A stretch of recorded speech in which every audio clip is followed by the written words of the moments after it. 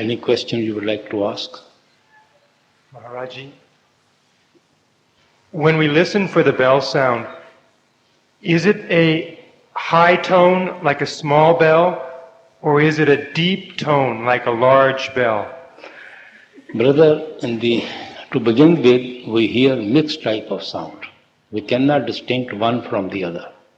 And neither we should try to pick and choose. We should try to hear as it comes. But with the help of Simran, with the help of concentration, all lower sounds just fade out.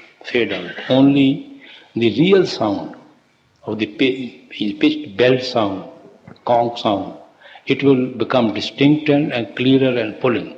All other sound will just fade out. Thank you.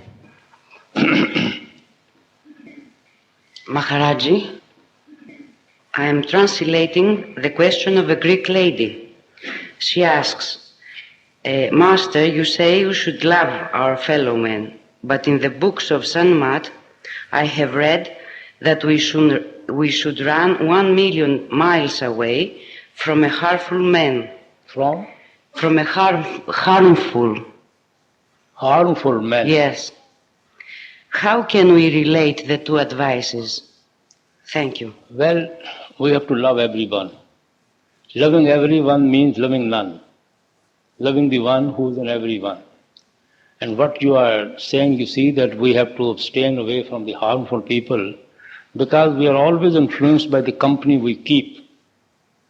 So if we think we are weak, we should not try to keep the company of the wrong people or wicked people who can influence us.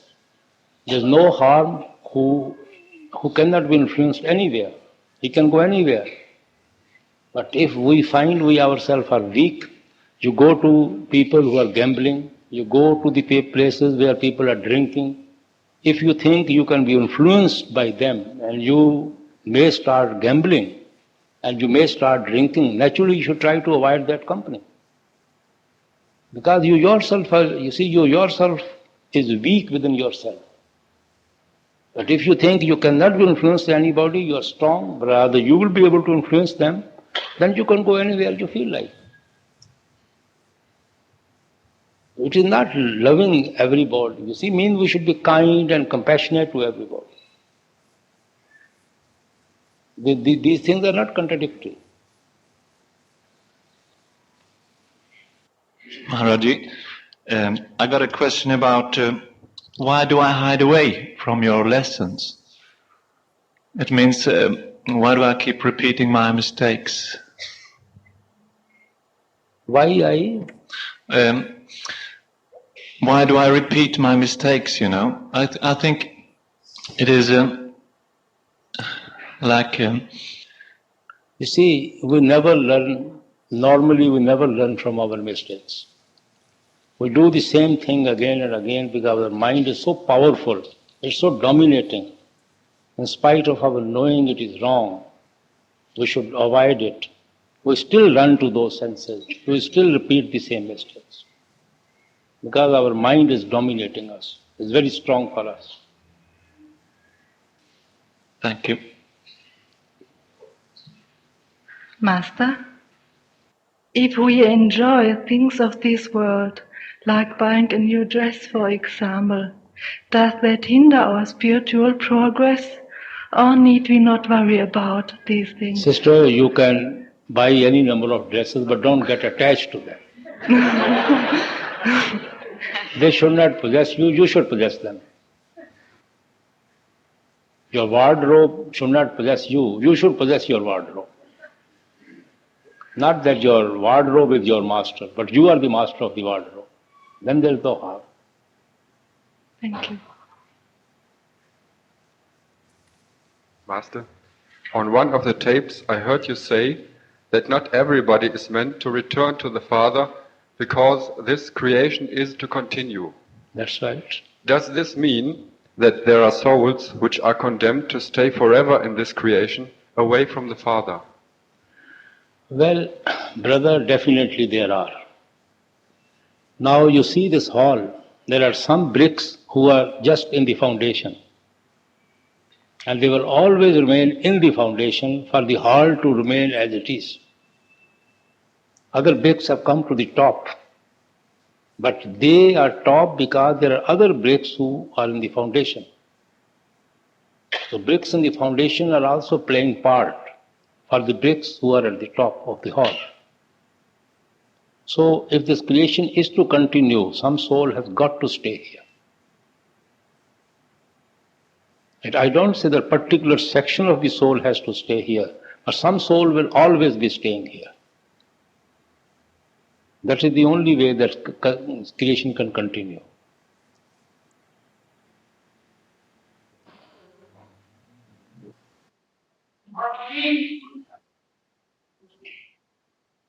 Yes, sir. Kind of a sideshow like I did last year. Pardon? But just want to apologize at the outset, for kind of being a little weird. But I'm in a lot of pain, and there's two things that are going in my mind. One is that there's a phrase that where there's love, there's no wall. The other one is the idea that one of the saints said that, that you have in surplus. Just to help me out. I've been 18 years on this path, and I'm just trying to just be a guy just doing it. And I'm not making it. So I'd like to know.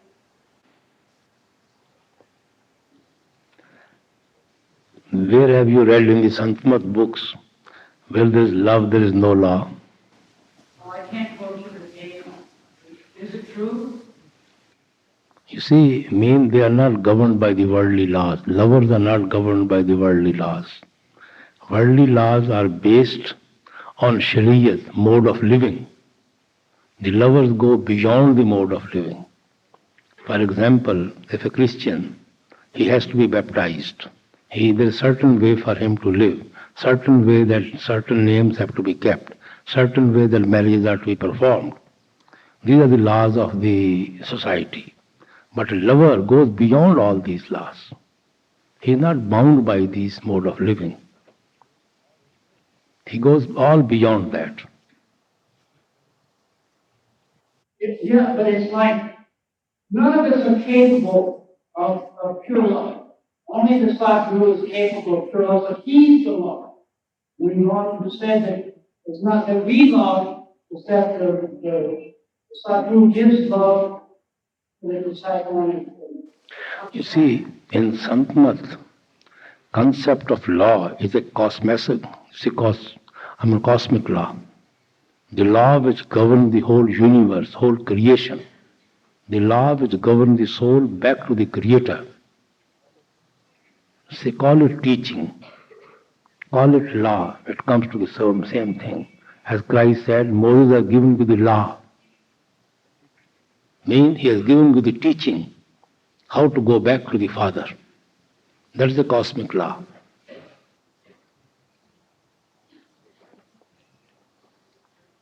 But lovers are not bound by the worldly laws of the society. Then is the lover bound by the cosmic law? They are bound by the cosmic law. Without the cosmic law, nobody can go back to the Father. Cosmic law is that word, creative power has created the whole creation. And that creative power is within every one of us. And unless we are in touch with that creative power, we cannot merge back into the Creator. And that is the cosmic law. Well, I understand that. Intellectually understand that. But something happened last year, and I don't know what it is. Something snapped. My will is drawn, and I'm becoming a drunk. And it's like my ability to continue on this path is, as a good satsangi, deteriorated to almost nil. And I don't really want to look forward to that in life. And I don't see any end to it right now. Well, you know yourself best. I can only give the law. I can only give the teaching. Now it's for you to follow it and to live it. and then depends upon the grace of the Father. Yes, anybody can come to the mic and ask the question, Master, please. how do we surrender? How do we surrender? As Please come to the mic and talk. Thank you. Professor Bhatnagar talked about surrender. How do we surrender to you? Sister, you can only surrender what belongs to you. Unless something belongs to you, you're not in a position to surrender to anybody. So we have to surrender our mind to the Master. And before we can surrender the mind, we must dominate our mind. We must control our mind. Our mind must be, under our control. Then only we are in a position to surrender the mind. And unless the mind is purified, soul cannot get released from the clutches of the mind. The knot of soul and mind knotted together cannot be unknotted. So when we, with the help of Shabad, we go back to the place of mind, Tirkuti, and our soul gets released from the clutches of the mind, automatically our mind surrenders to the Shabad, surrender to the Master. That is real surrender. But at this level, it's very difficult. And this is a real surrender. Is there always a perfect master in the world? I think so. That is the law of the Creator. Whether they are known or unknown, that is for Him to see. Thank you, Master. Maharaji, our storehouse, past karmas, our sentient karmas, are they made up only from past human lives? What do you mean by human life? Human lives. Only from past human lives. The storehouse of karmas we have are sentient karmas. Are they made from only human lives? No, even in other lives we also collect them. We do. As birds, as animals, We do. Yes. I had thought perhaps because other levels lacked the discrimination that perhaps it would be only in human lives. Human life, you see, we are punished for these karmas because we are conscious of what we are doing. In those species, we are not conscious of what we are doing, but still we are collecting karmas. We still are. Thank you. I forgot what I was going to ask.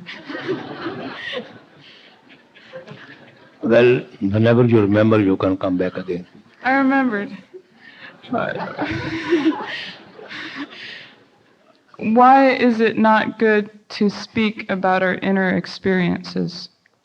Well, when we talk about our inner experience, some sort of definite ego comes in us. We think we are superior to the one whom we are telling, with whom we are sharing. And ego always in our way for spiritual progress. And moreover, it is our individual treasure, and it is precious, and must keep it within ourselves. Thank you. Maharaji, this question concerns a seeker who is going through a lot of pain and suffering. She wants to know if, as a seeker, she is under the protection of the Master. Well, brother, everybody is under the protection of the Lord. We have to seek His protection. I don't know what is your concept of protection. Well, as initiates... But only those souls who are marked, who come to the path, only they will be led back to the Father. Otherwise, everybody whom the Lord has created is under His protection. Right, as initiates, the Master handles our karmic accounts. It doesn't mean that Master has to go through our karmic account.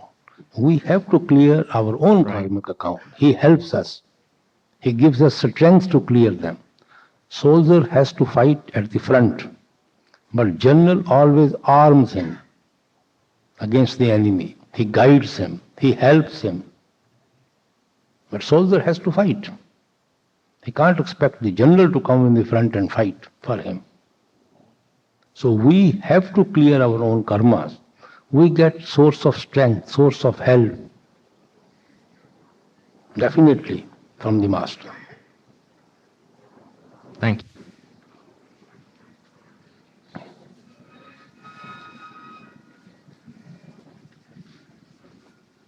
Master, is it inappropriate to ask the Master for help when we are overcome by negative emotions and we lose track of, for example, doing the Simran? Well, brother, sister, there's no other door to knock. That is the only door we can knock. That is the only place we can seek help. We can cry for help. Thank you. Can you say something about the value of seva? Well, sister, generally, seva is described of 4 types. Seva with the body, seva with the mind, seva with the wealth, and seva, tending to your meditation is also a seva. Other 3 sevas are means to achieve the end, that is attending to the meditation. This itself is a seva, to attend to your own meditation. Naturally, when we serve with our body, we try to build humility within ourselves. Whenever we try to work for somebody, see, we have to become humble to another person's wishes. We want to do which pleases the other person. We don't want to do which pleases us. So when we try to please another person, we always try to humble before another person. So that is a serving with our body, so that we can have humility within every one of us. The more humble we are, the better we are filled with love and devotion for the Father. And then seva with the mind. Mind is always running toward the senses, toward the faces and worldly objects, is always attached to them. To withdraw your mind with the help of Simran and Dhyan to the eye center, this is a seva of the mind. And seva of the wealth, which is a surplus with us, which is source of all evils, which is dragging us back to the senses, or which builds ego within us. When we serve it in the Sangat, in the masses, naturally we get detached from that wealth. And detachment is very essential from the worldly objects. So all these sevas are just done so that we may be able to concentrate at the eye center and be in touch with the sound or Shabad within. And that's the real seva. So whatever seva we get an opportunity, whatever seva we are capable of doing it, we should try to do it. Thank you. Seva comes from heart. It's not a compulsion with anybody. Not that you have to do it, but you want to do it. It must come from within. And there must be love in doing seva. There should be no obligation that we have to do it.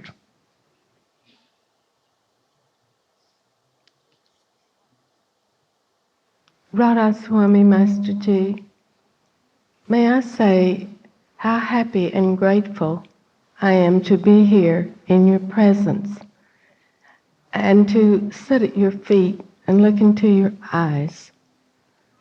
Thank you, Master, for thy grace and for your gentle care. Sister, you are most welcome.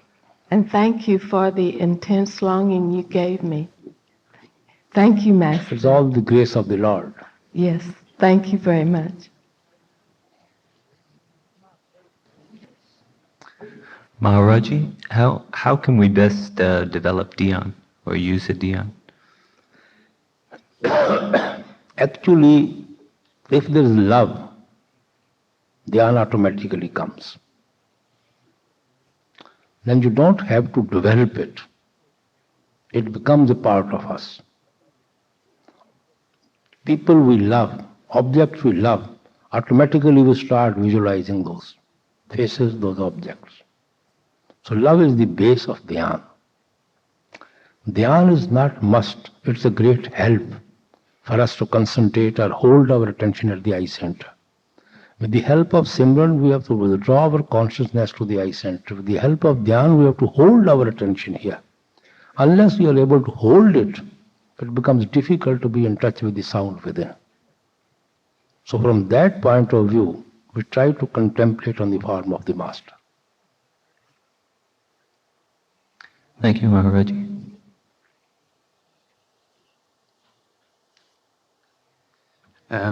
Maharaji, if I have experienced to love the Master, then I don't love me. But Christ said, love the next like you love yourself. Love the? Jesus said that you should love the next. Next? The next person. No. The neighbor. Neighbor. Like you love yourself. But I don't understand, how can I love myself if I have experience to love the Master? I'll tell you.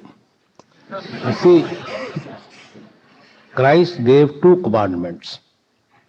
His first commandment was, love the Lord with all thy body, with all thy mind, with all thy heart. When you are able to follow that commandment, you will be able to realize the Lord within yourself. Wherever you will look Father. In everybody you will see the Father. And he said, then next commandment was, love thy neighbor as thyself. So the whole creation is your neighbor. Neighbor doesn't mean somebody residing next to your house. You see, for this place, next building is a neighbor. For this whole complex, next complex is a neighbor. For whole province, next province is a neighbor. For this country, another country is a neighbor. So neighbor means the whole creation. Then you will love the whole creation, even the birds, even the enemies, and even the animals. Because then you see the Creator within everyone. So you are not attaching yourself to those faces, those animals, men, no. You are in love with the Creator whom you see in everyone. So that is loving thy neighbor. There is no me anymore. Nothing else. Yes. Thank you. Maharaji, sometimes lately I've been a little bit afraid that I may lose my faith. And so I need some help. What's that? Well, brother, continue with your meditation. Only meditation helps us. Meditation keeps us steadfast on the path. Meditation helps us to grow our love and devotion, strengthens our love and devotion. Meditation pulls us from all the ups and downs of the life. So just continue your meditation. That's all what I can say. Master, in my day-to-day living, I have an individual who is my supervisor, and it seems like I can get along most well with people that I'm not held responsible to. But this particular individual has difficulties in relating with me in an honest way, and I have a difficulty in feeling love, trust, and respect for this individual. I'm getting to the point now where I'm becoming very slanderous towards this person, where I'm getting feelings of great anger and wanting to quit my job, get away from this influence, and just stop being around this individual. And I'd like to know what you would recommend them to do. Should I just stick it out with this gentleman or just give up? Brother, we all have individual problems. At every step there is a problem in life. We have to deal with so many people and of different caliber, different character, of different attitude. So we have to pull on with everybody. We can't expect everyone as a cake in a plate. We have to pull on with everybody. So now it depends upon how much we have the capability to pull on with them. Why accept defeat? Why not accept a challenge? Thank you.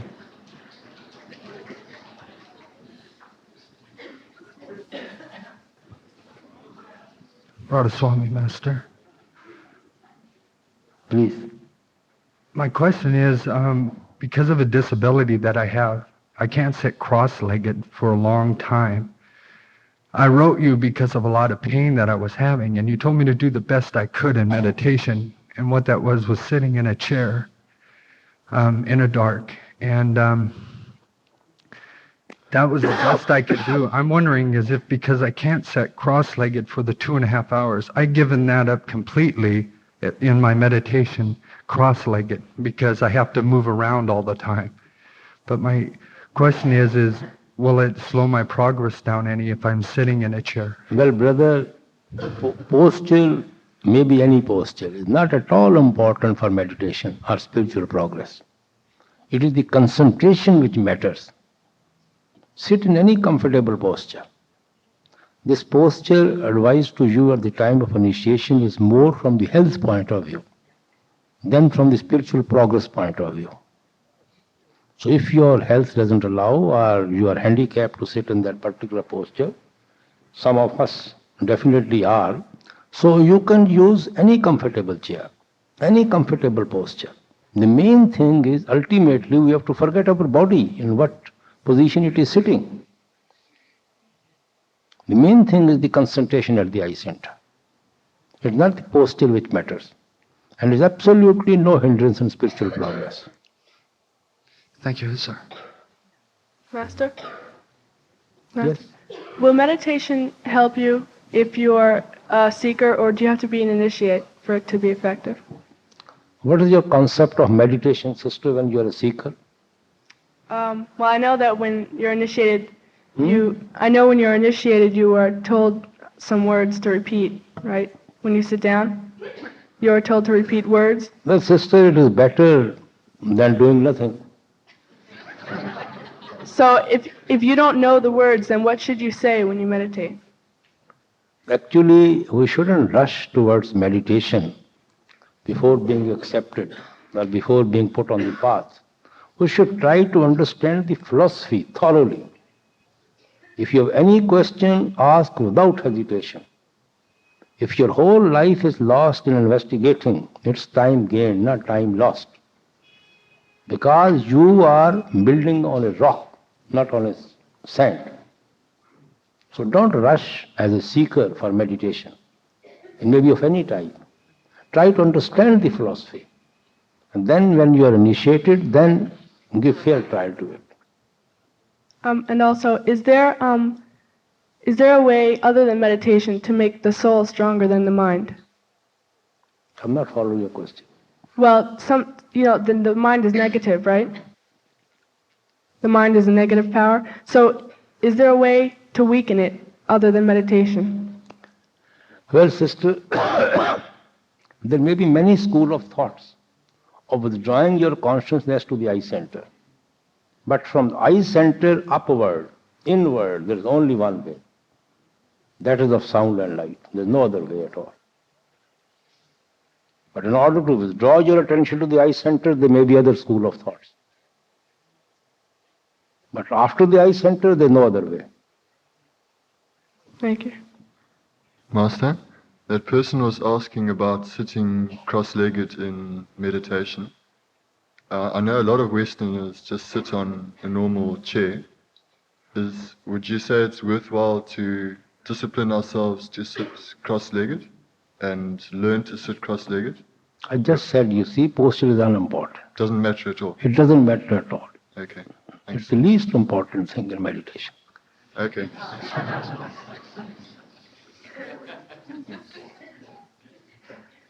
Master, how does one meditate when they have a cough? And every time you try to concentrate, you feel a tickle and it gets worse. Then get your cough cured What if it keeps going? Hmm? What if it keeps lingering on? Consult some doctor.